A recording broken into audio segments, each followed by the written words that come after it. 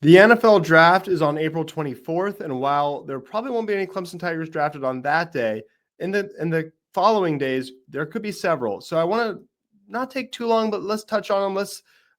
Let's kind of give an assessment of where they should go, where they will likely go, and what we're hoping for. Of course, we're hoping they all go as high as possible, but there's a couple guys I want to talk about in particular.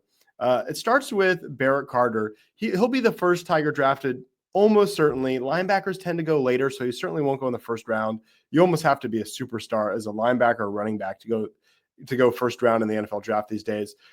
And that's almost what it felt like Barrett Carter was supposed to be. He had that sophomore year where he looked so good. His PFF grade was, I think it was like 80. I mean, he was amazing. And then his junior year took a step back.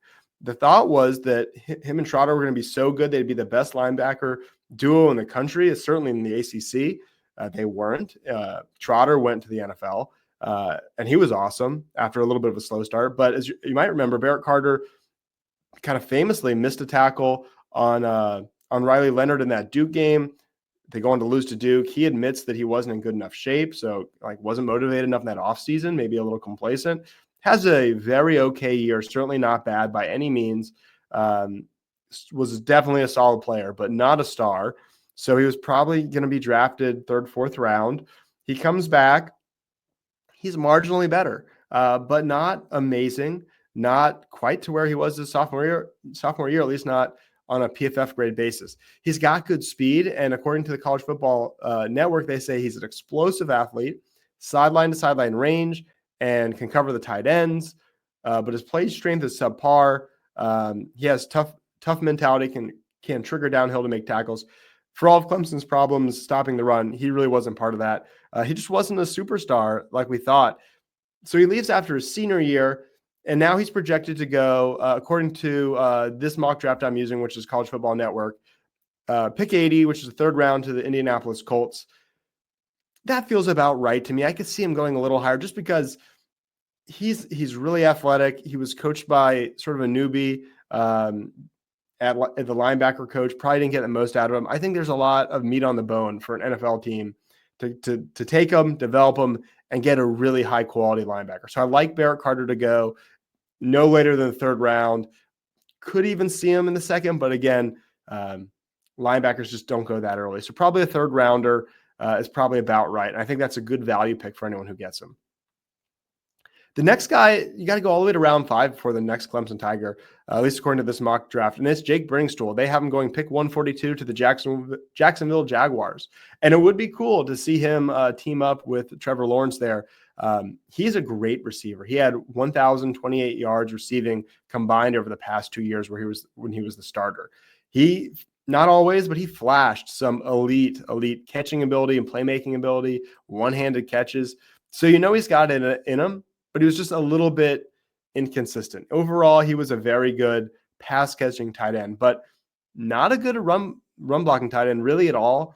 His junior year, he posted a PFF grade of 45. That's very bad. Last year was better, 51, but that's still not good.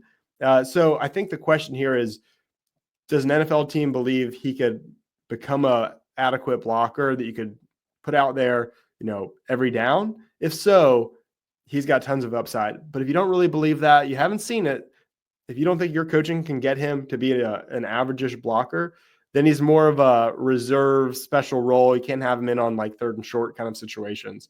And that's why he's limited. So fifth round sounds right as you look at the whole thing. He's another guy with a lot of upside, but if he can't block, also a little bit more downside than, say, a Barrett Carter. So makes sense to see him in the fifth round there. After that, one of my favorite Clemson Tigers in a long time, I think one of the most underrated Tigers on the defensive side of the ball of the Sweeney era, and that's R.J. Mickens. He's projected to go round 6, pick 204 to the Dallas Cowboys. I think that's a travesty. It's just crazy. This is a huge loss for Clemson that folks aren't talking about. They've got Kylon Griffin. They got Ricardo Jones. They got Khalil Barnes, who hopefully can play safety and not nickel. Tyler Venables looked better in the spring game, so maybe he's healthy and can play better. So you've got safeties. I mean, Clemson's not totally up the creek, but losing Mickens hurts. His PFF grade was well into the 80s, one of the highest on the team, 87.5 PFF grade. last year. I mean, that's incredible. And this just reminds me a little bit of Mitch Hyatt, who was really good for a long time at Clemson. And then in Hyatt's case, didn't get drafted. He actually did go to the Cowboys as an undrafted free agent, and he got cut. And it shocked me that his skill didn't develop. Now, Mickens, his PFF grades are better pretty much every year than what Mitch Hyatt did. So maybe that's why you see him as projected to be drafted. But it's still a little vexing to me. NFL Draft Buzz says that he, quote, lacks the elite range teams covet in a true single high safety, which could limit his scheme versatility at the next level. And I don't doubt that NFL scouts know that, but he didn't run bad times in the combine, to my knowledge. I mean, the percentages are good compared to other safeties. So I don't really get that. But would love to hear your thoughts. I think he is maybe the best. If a team could steal him in the 6th round, he feels like a very high floor player to me. But let me know what you think. Maybe I overrate him because I've always just thought he's one of my favorites, so underrated. But let me know what you think. Last guy for Clemson, or second to last guy for Clemson, excuse me. Pick 226, the last round, round 7, is running back Phil Mafah. He was awesome as a junior. He was part of that two-headed monster with Will Shipley. A lot of people, including myself, started saying, hey, he needs to see the 50% plus of these carries. He's looking better than Shipley. Shipley gets hurt.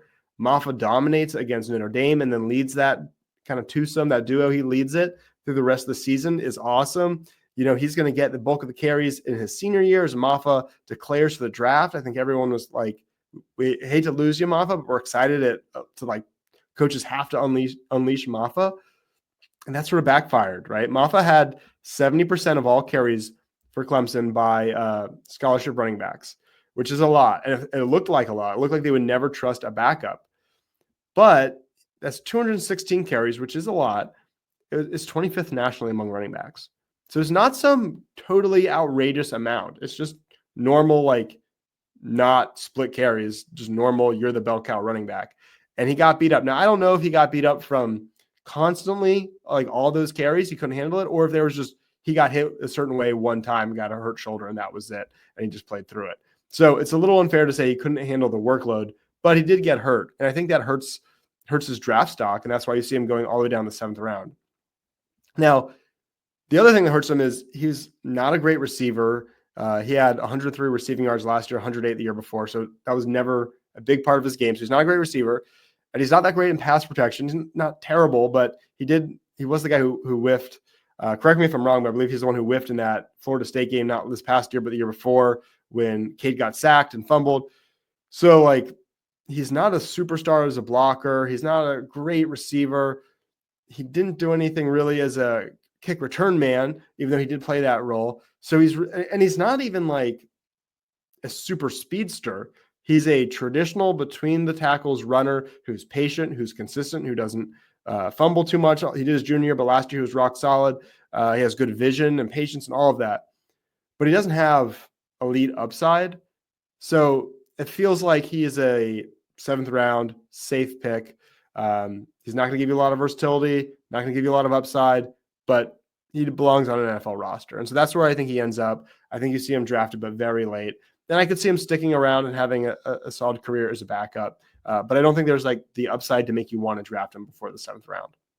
The last guy, sorry, I was a little ahead of myself, but just 4 picks later, pick 230 to the Carolina Panthers, which I don't know if I believe because the Panthers still haven't drafted a Clemson Tiger, but maybe he'll be the first. Marcus Tate, offensive guard, 7th round to the Carolina Panthers. Marcus Tate is another guy who to me is better than this draft projection. Tate had the 5th best PFF grade among all ACC offensive guards. A little underrated because it wasn't like the star. He's not Blake Miller, but he's a loss that is going to be tough for Clemson to replace. We'll see if Harris Sewell could really fill in, but he's good. It's just weird to see him. He's kind of like RJ Mickens, but on offense, just always solid. He wasn't a star, so he ends up getting underrated. Doesn't really play a flashy position, interior offensive line. And, you know, his 40 time was bad. I don't know how much that matters. He wasn't great at like pulling. So maybe he's a little slow and that hurts him. And he also had injury issues for several years. He'd gotten beat up in the past. But he's just also very productive, feels high floor. He's not small for the position at all. NFL Draft Buzz explains that he loses leverage battles and plays with high pad level, can be laid off the snap.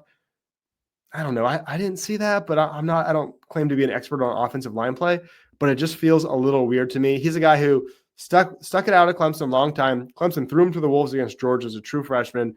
He wasn't good there, but the fact that, he basically started his entire career at Clemson, battled through injuries, didn't leave early.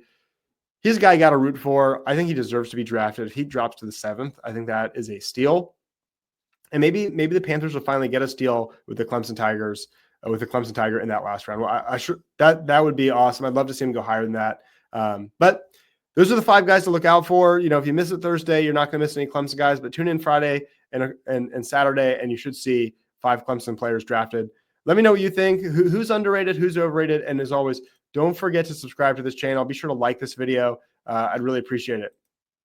Go Tigers.